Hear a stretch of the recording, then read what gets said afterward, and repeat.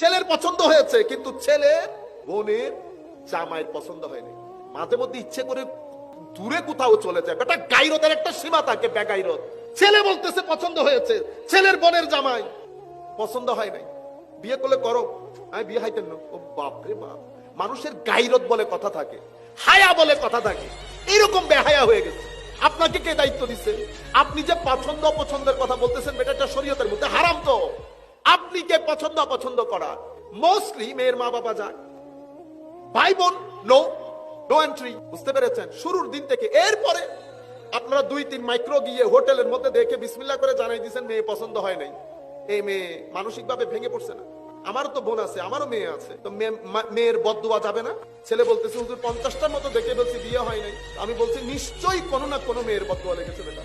এটা ইজিলি অনেকভাবে হ্যান্ডেল করা যায়, মেয়ে না জেনে মতো অনেকভাবে দেখা যায়। যতক্ষণ মনে করবেন যে এটা পছন্দ হবে না, আপনি আনুষ্ঠানিক ভাবে দেখবেনই না। এরপরে ছেলে মেয়ে দেখবে, মেয়ে ছেলে দেখবে, দুইজন ইয়েস বলবে। কিন্তু আমরা কি করি? আমরা পারিবারিক ভাবে একটা প্রেসারে ফেলে দেই ছেলে বা মেয়েকে। দেখা যায় সে রাজি নাই, কিন্তু মা বাবা পরিবার পরিবেশ সবার প্রেসারে পরে ইয়েস বলতে হয়। শেষ পর্যন্ত বিয়ের পরে অরাজকতা শুরু হয়। এখন তো আবার নতুন ঢং শুরু হয়েছে। এখন ছেলেরও সম্পর্ক থাকে, মেয়েরও সম্পর্ক থাকে।